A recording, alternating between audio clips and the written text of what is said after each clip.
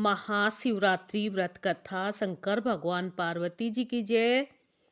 प्राचीन समय में एक नरसंस बहेलिया था जो नित्य प्रति अनगिनत निरपराध जीवों को मारकर अपने परिवार का पालन पोषण करता था।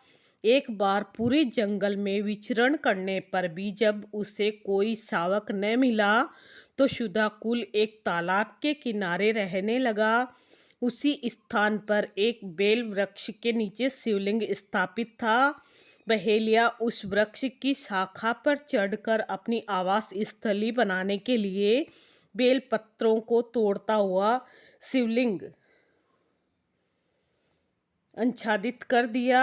दिन भर के भूखे प्यासे रहने से व्याकुल बहेलिया का एक प्रकार से शिवरात्रि का व्रत भी हो गया। कुछ समय बीत जाने के बाद में एक गर्भिणी हिरणी उधर से निकली।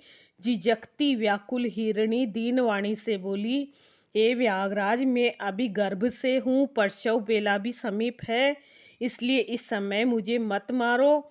प्रजनन क्रिया के बाद शीघ्र ही मैं आ जाऊंगी। बहेलिया उसकी बातों को मान गया। थोड़ी रात व्यतीत हो जाने पर एक दूसरी मृगी उस स्थान पर आई।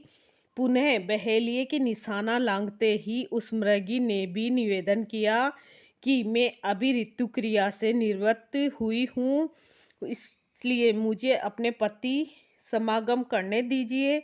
मारिए नहीं, मैं मिलने के पश्चात स्वयं तुम्हारे पास आ जाऊंगी। बहेलिया ने उसकी भी बात मान ली। रात्रि की तृतीय बेला में एक तीसरी हिरणी छोटे छोटे बच्चों को लिए उसी जलाशय में पानी पीने आई।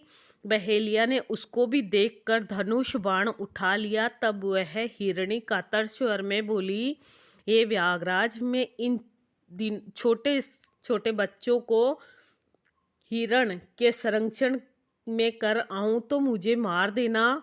बहेलिया ने दीन वचनी से प्रभावित होकर उसे भी छोड़ दिया।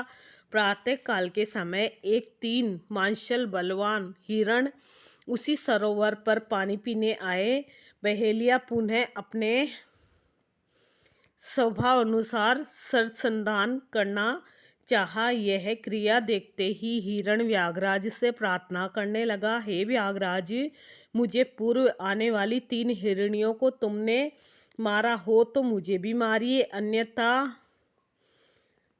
अगर ये तुम्हारे द्वारा छोड़ दी गई है तो मुझे मिलकर आने पर मारना, मैं ही उनका सहचर हूँ। हिरण की करुणामयी वाणी सुनकर बहेलिया ने रात भर की बीती बात कह सुनाई तथा उसे भी छोड़ दिया। दिन भर उपवास, पूरी रात जागरण तथा शिव प्रतिमा पर बेलपत्र गिरने चढ़ाने के कारण बहेलिया में आंतरिक सुचित्र आ गई। उसका मन निर्दयता से कोमलता में ऐसा बदल गया कि हिरण परिवार को लौटने पर भी न मारने का निश्चय कर लिया। भगवान शंकर के प्रभाव से उसका हृदय इतना पवित्र हो गया तथा सरल हो गया कि वह पूर्ण अहिंसावादी बन गया। उधर हिरणियों से मिलने के पश्चात हिरण ने बहेलिया के पास आकर अपनी सत्यवादिता का परिचय दिया।